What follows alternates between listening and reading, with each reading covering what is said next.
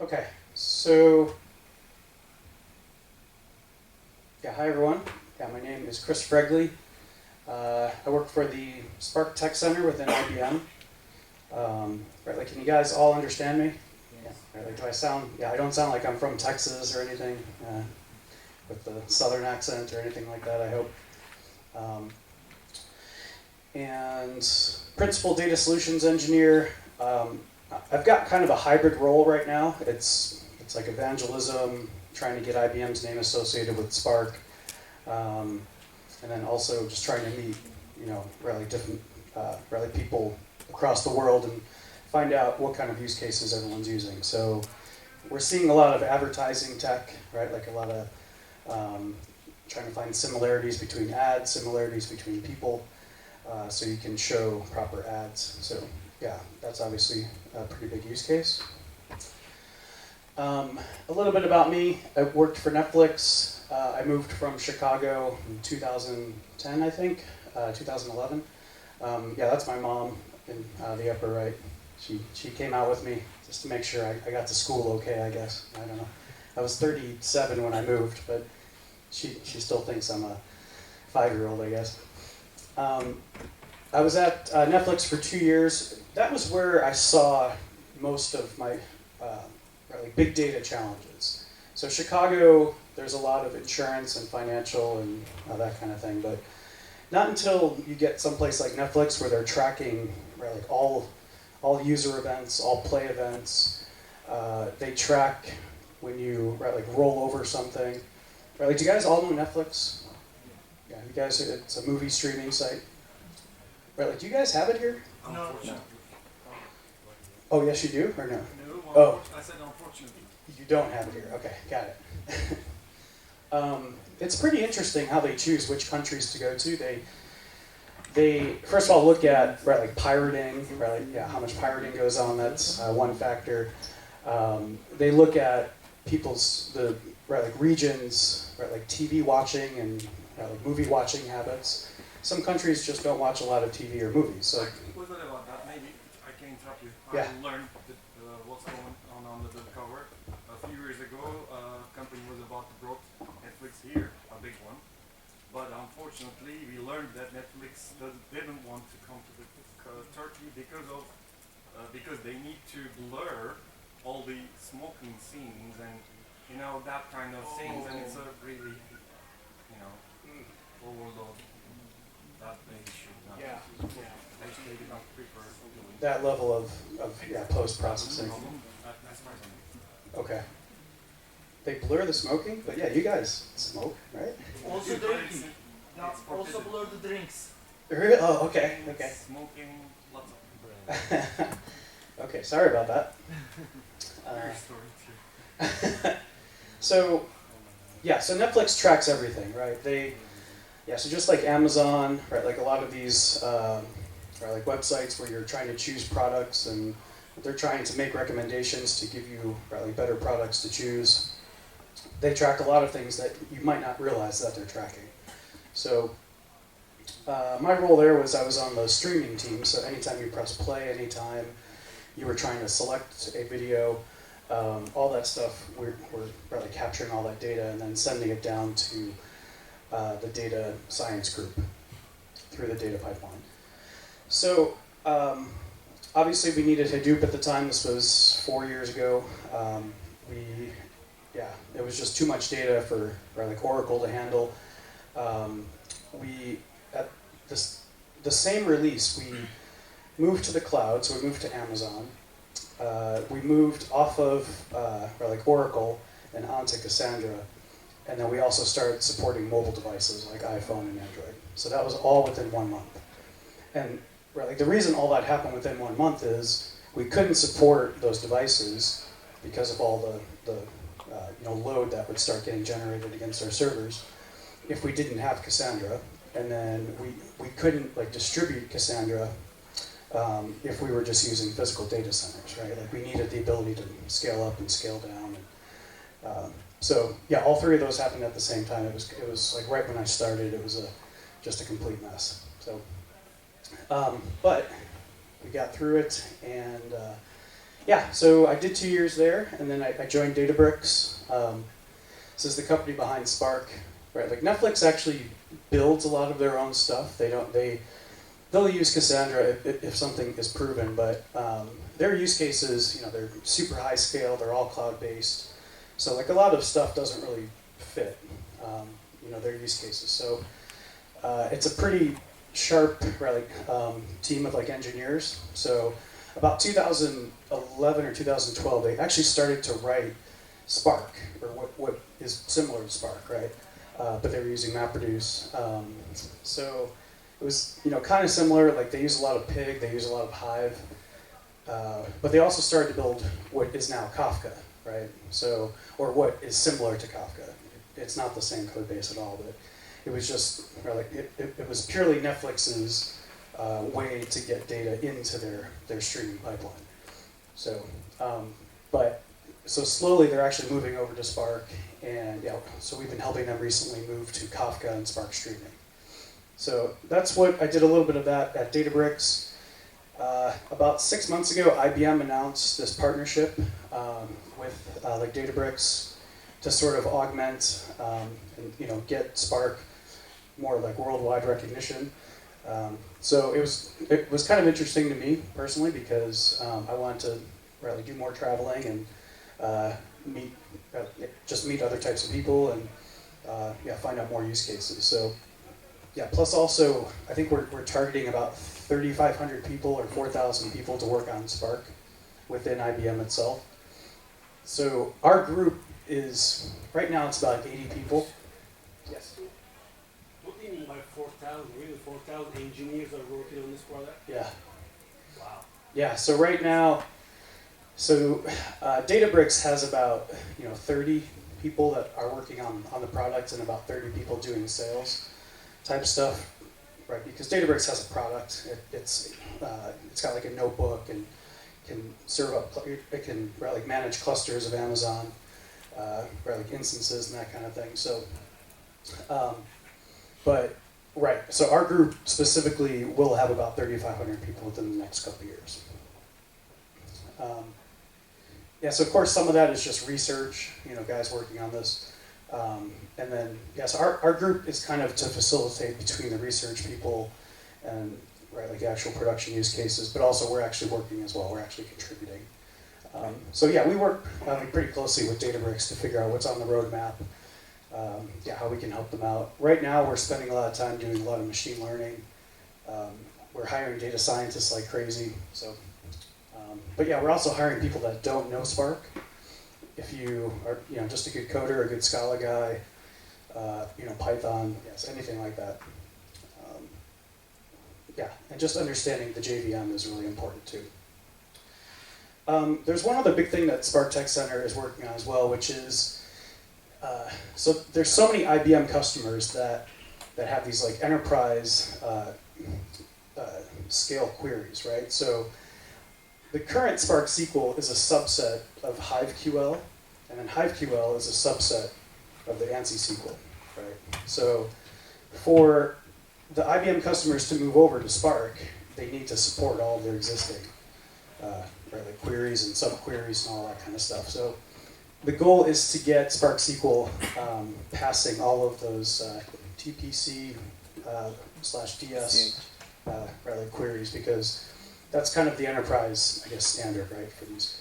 So there's quite a bit of work to do there, and I don't think Databricks specifically has been focusing on that. They just don't have a lot of the resources to do that. So they were excited to have us because we actually work with these customers quite a bit. And so there's a lot of effort going into Spark SQL. We just brought on a couple people too that are going to focus on Spark Core and then performance. We're doing a lot of performance profiling. Yes, I'll talk about some of that here.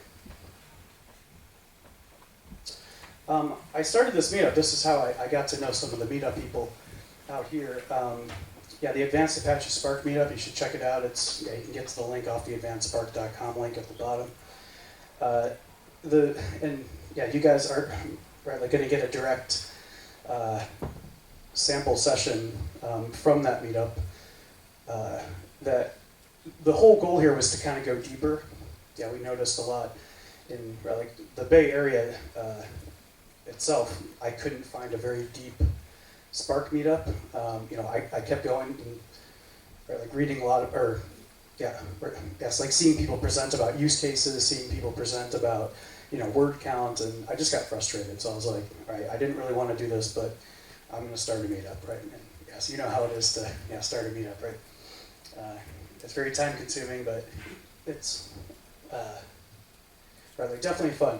Plus, it forces me to dig deep, and you know, so I've got the next like 27 meetups all scheduled out. That's something that's unique about my meetup.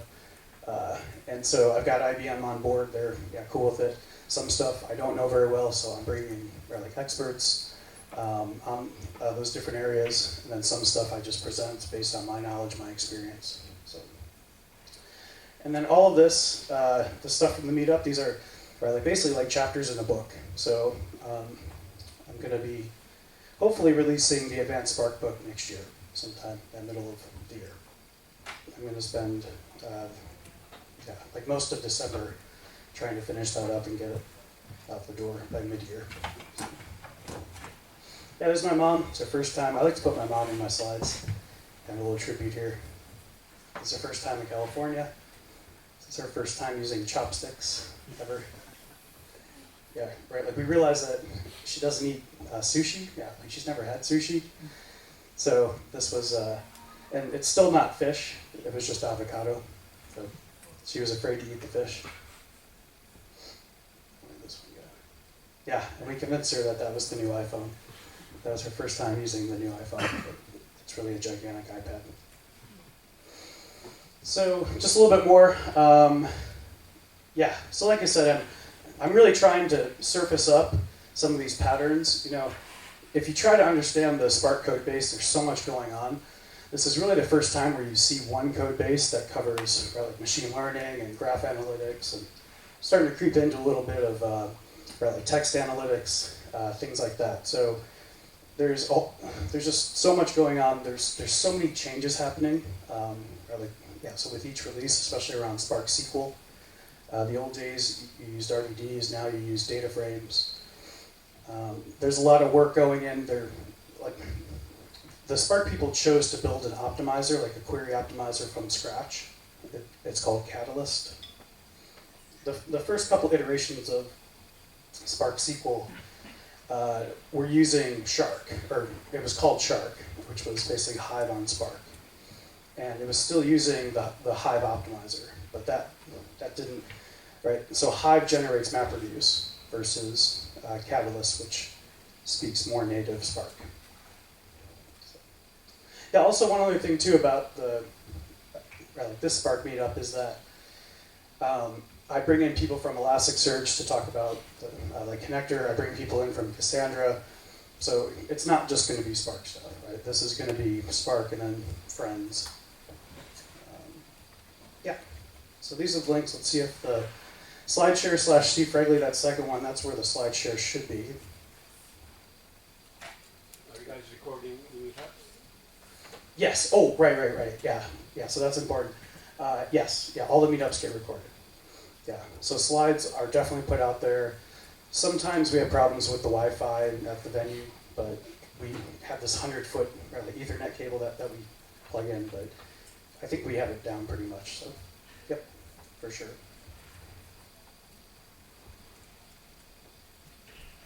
Let me try to upload this again.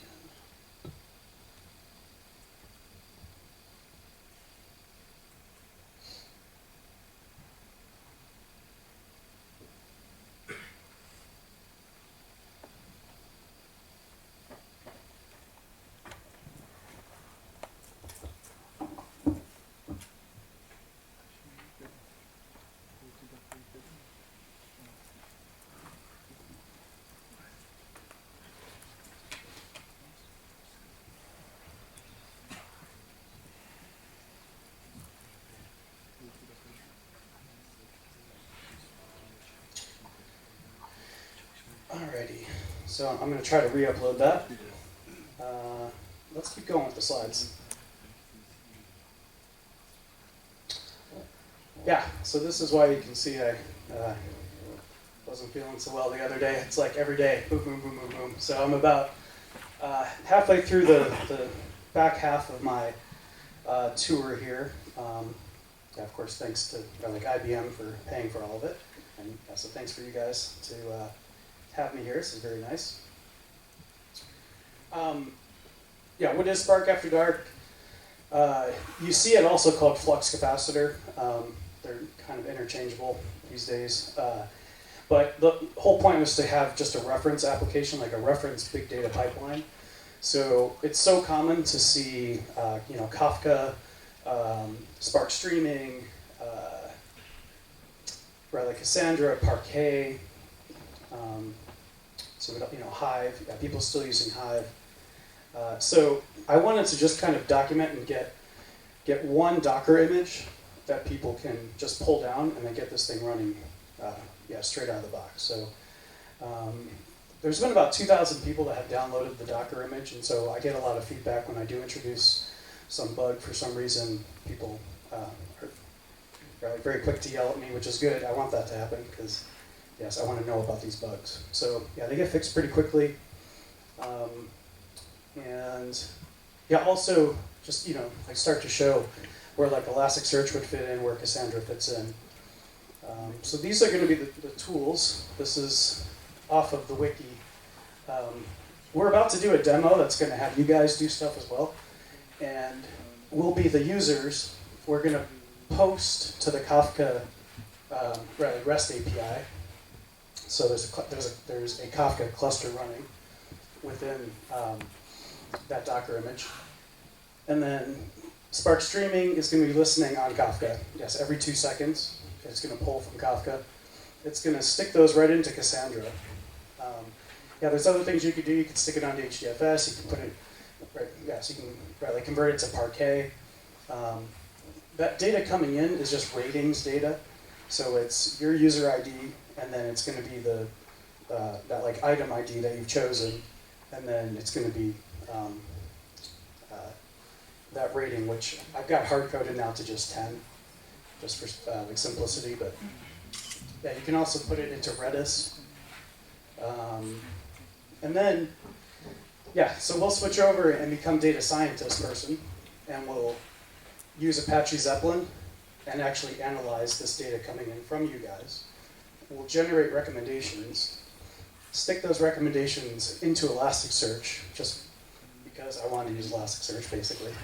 Yes, I probably wouldn't do that in production, but I'm treating Elasticsearch just like a database, just like Cassandra. And then from that same UI, people can then see the recommendations. So that's the overall flow. We're going to show all the tools. This is all built into Docker. I've got metrics, like collection going on, so you can actually collect metrics and see system stats and stats about Spark. Yeah, this is all wired up, pre-configured. I've got Logstash pushing the logs from the server in, and I've got Kibana as a way to visualize the logs.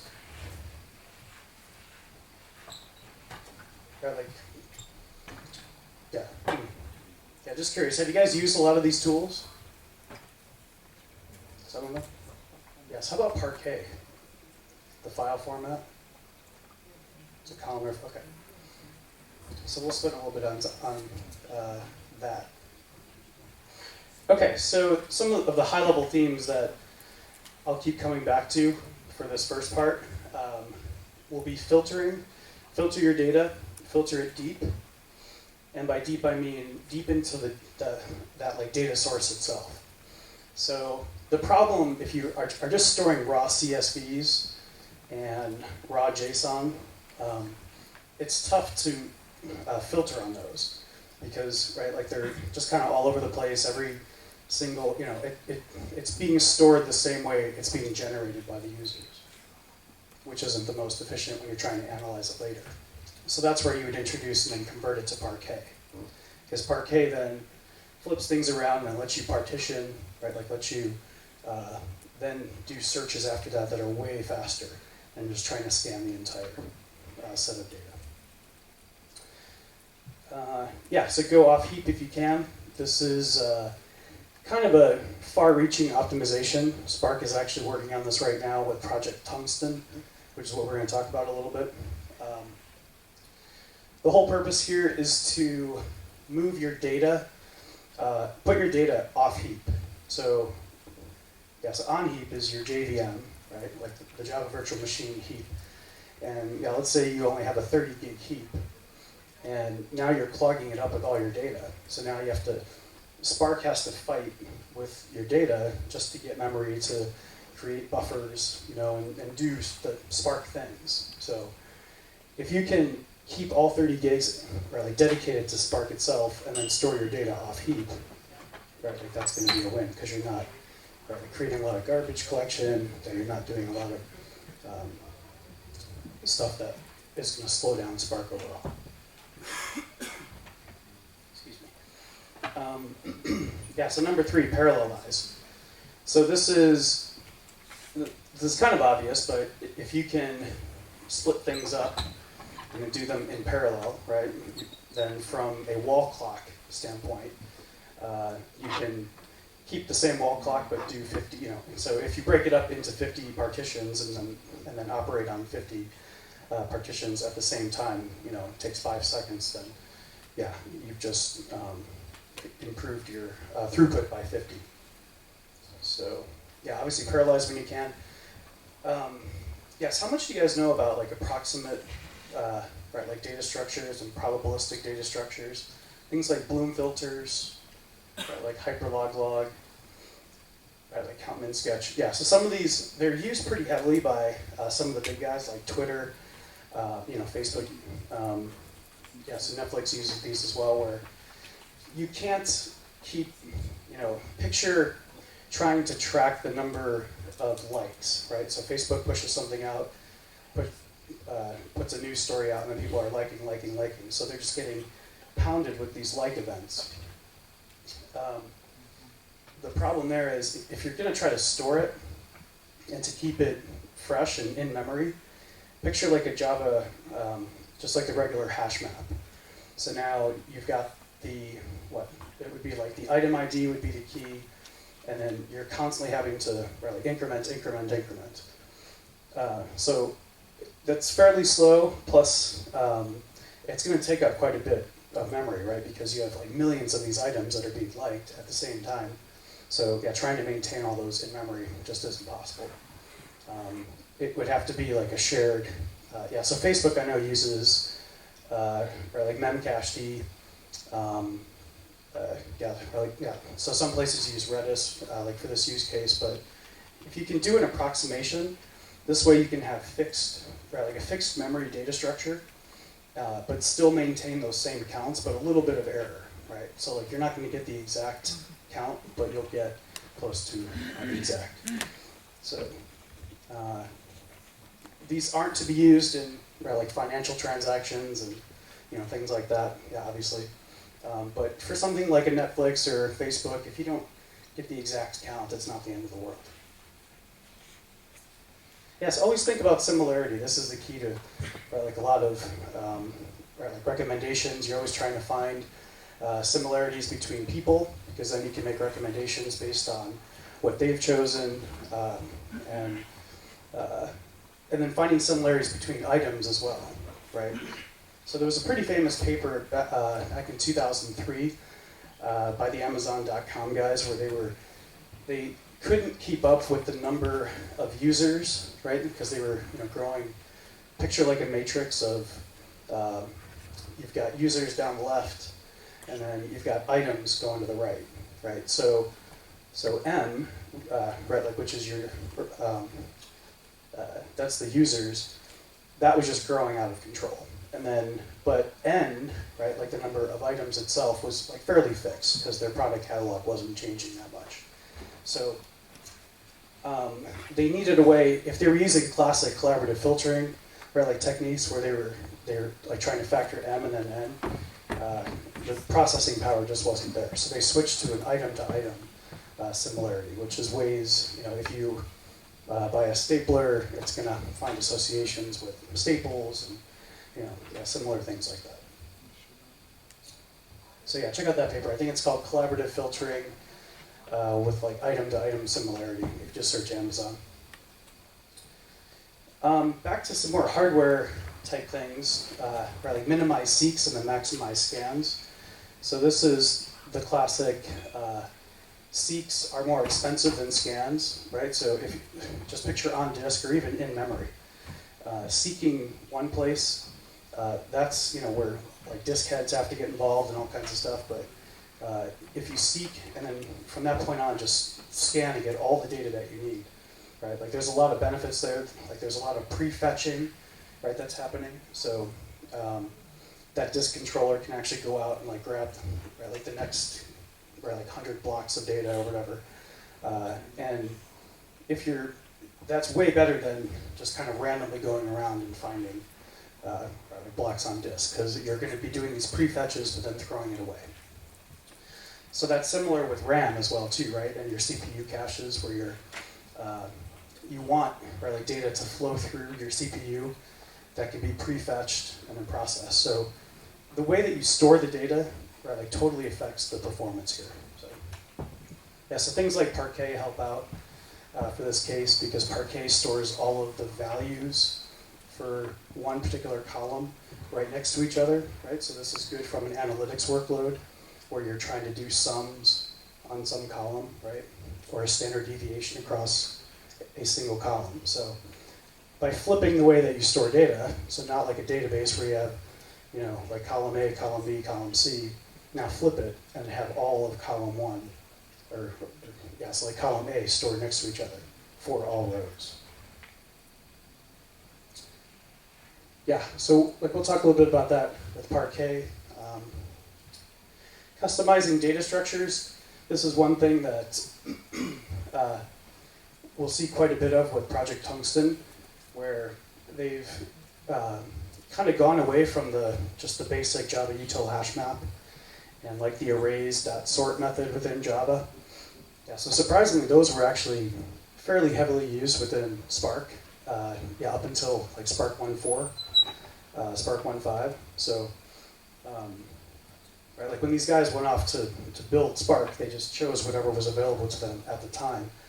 And the problem with like Java util hash map is that it's more of a general, like case data structure. So it can handle deletes. It can handle like sort of out of order inserts, right? Things like that. So for Spark type workloads, where you're just like pulling data from mappers down to reducers, it's really like an append only type thing, right? You have a single key and then just keep adding values. So yeah, why use a generic data structure that supports all these other features and is now being limited in the type of the specific like low-level details for the implementation. So yeah, we'll see with Project Tungsten, they actually rewrote Tim sort, which is the sorting algorithm, to now take key value pairs.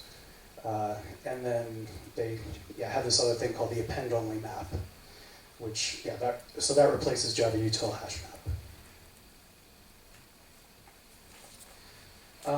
So one last one, tune your performance at all layers. So don't stop at the actual application layer itself. Use some of these patterns and things that like you see Spark using, and then start to apply them to your own code. So get a systems guy involved. I'll show some ways to profile your code. Just using regular tools like perf on Linux. There might be some kind of Microsoft thing that does that as well. Not sure about Windows, but the guy in front here might be able to tell us. But what you're trying to do is like minimize context switches between threads, trying to minimize prefetch like misses for your CPU. That's what I was saying about storing, like being able to prefetch and then have that all stream through versus throwing it away and then reloading, throwing it away. So I'll show ways where we can, there's actually 2 demos I'll show where we're going to do things with like 2 different, slightly different algorithms and see the like performance speed up. Right. So again, it's just knowing that these things exist. And then, yeah, one thing, this is kind of fun, but I'm from San Francisco, from well, not from, but it's my home now. And yeah, one thing that really makes Silicon Valley unique, and yeah, this is why I love, right, like meetups and conferences and things like this, is, right, like this stuff takes time to like prepare and present, and it's not always part of everyone's job, and in your just regular like day job, you know, yeah, like find a time to like help someone out, or yes, if you guys have daily scrums, right, like where you all get together and meet and say what you're working on. If you know someone else is working on something that like you can help out with, please help, right? And that's why the Valley is super duper social like this. So people are always helping each other out. So yeah, please do that at your daily job. And someone else that's collaborative and nice, and my mom, right? She's on the phone there, collaborating with somebody. Okay, here's the live interactive demo. So I need you guys to, if you would, go to sparkafterdark.com. There's nothing bad about this. This is all work safe. If you do it on your laptop or do it on your phone, oh, time out.